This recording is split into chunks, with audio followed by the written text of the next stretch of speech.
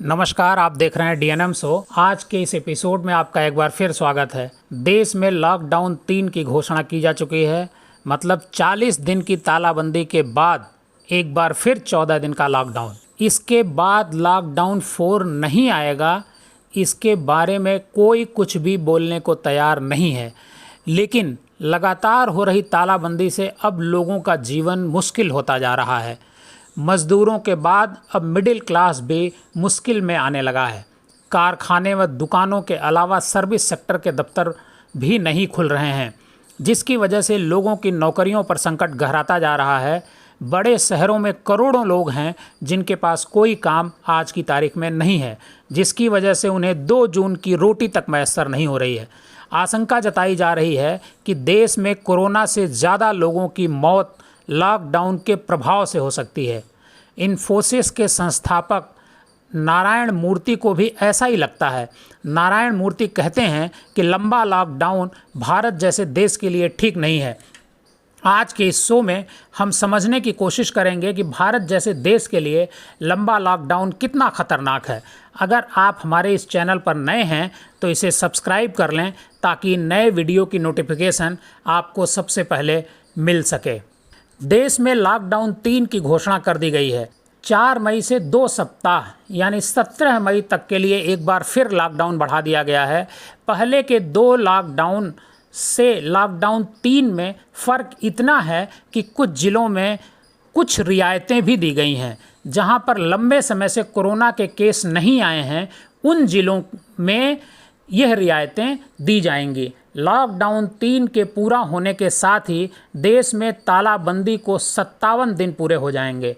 हालांकि चीन के वुहान, जहां से कोरोना निकलकर पूरी दुनिया तक पहुंचा, वहां पर 76 दिन की एक साथ तालाबंदी रही है।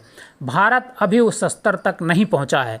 भारत में 40 दिन की तालाबंदी से देश के करोड़ों लोग त्राहि त्राहि कर रहे हैं।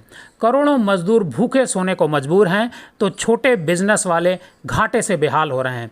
हालांकि कोरोना का कहर भारत में उतना नहीं है जितना अन्य देशों में दिख रहा है। भारत में अभी तक 37,000 कोरोना मरीजों की पहचान की गई है। इनमें से 1100 लोगों की मौत हो चुकी है। इन्फोसिस के संस्थापक नारायण मूर्ति कहते हैं कि कोरोना की तुलना में लंबा लॉकडाउन ज़्यादा लोगों के मरने का कारण बनेगा, क्योंकि लॉकडाउन में लोग भूख से मरेंगे। कोरोना वायरस भारत का नया सच है और इसे सामान्य हालत मानकर हमें आगे बढ़ना होगा और काम को वापस लौटना होगा। बीमारों और कमज़ोरों को सुरक्षित रखना होगा। विकसित देशों की तुलना में भारत की मृत्यु दर बहुत कम है। अगर देश की अर्थव्यवस्था को बचाना है तो अगले 2-3 साल हर हफ्ते 60 घंटे तक हमें काम करना होगा। प्रधानमंत्री मोदी के पूर्व आर्थिक सलाहकार अरविंद सुब्रमण्यम तो इससे भी आगे की बात करने लगे हैं। वह कहते हैं कि देश में आर्थिक प्रलय आने वाला है, जो हिंदू धर्म के प्रलय जैसा होगा। अब हमें नकारात्मक विकास दर की तैयारी करनी होगी। लॉकडाउन और आर्थिक गतिविधियों के मायने भारत और अमेरिका के लिए अलग हैं। तो इसका मतलब भारत में लंबा लॉकडाउन देश के लोगों के लिए ज़्यादा नुकसानदेह साबित हो रहा है। जी हाँ, लोगों के पास काम नहीं है, जिसकी वजह से उनकी जेब में पैसे नहीं हैं। जब पैसे नहीं होंगे तो बाज़ार में ख़रीदारी कैसे होगी। लॉकडाउन 3 में ग्रीन जोन व येलो जोन में कुछ रियायतें दी गई हैं, लेकिन उससे इकोनॉमी को कोई बूस्ट मिल सकेगा, इसमें संदेह है। क्योंकि जिस ज़िले में ढेर सारे प्रतिबंधों के साथ दुकानें व परिवहन खोला भी जाएगा, वह उसी ज़िले की सीमा के भीतर ही सीमित रहेगा। सरकार बार बार कारखानों में उत्पादन शुरू करने पर जोर दे रही है, लेकिन मज़दूरों को उनके घर को भेजने के ताज़ा अभियान से इस योजना को तगड़ा झटका लग सकता है। कई उद्योगपति मज़दूरों को उनके गांव जाने का विरोध भी इसी वजह से कर रहे हैं।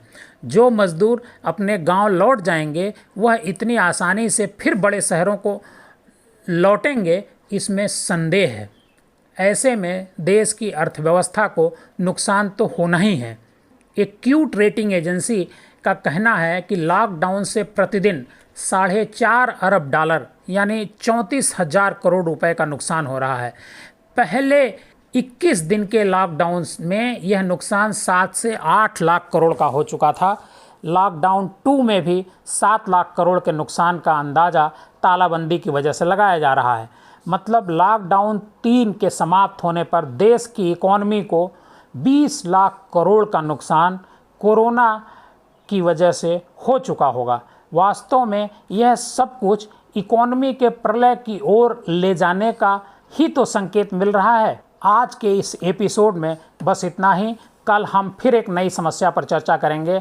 आपको हमारा यह प्रोग्राम अच्छा लगा तो इस वीडियो को लाइक करें और सब्सक्राइब करें और ज़्यादा से ज़्यादा लोगों तक शेयर करें। घंटी का बटन दबाना न भूलें ताकि हमारे नए वीडियो की नोटिफिकेशन आपको सबसे पहले मिल सके। अपना ख्याल रखें, सोशल डिस्टेंसिंग को बनाए रखें और ज़रूरी हो तभी घरों से बाहर निकलें। बहुत बहुत धन्यवाद।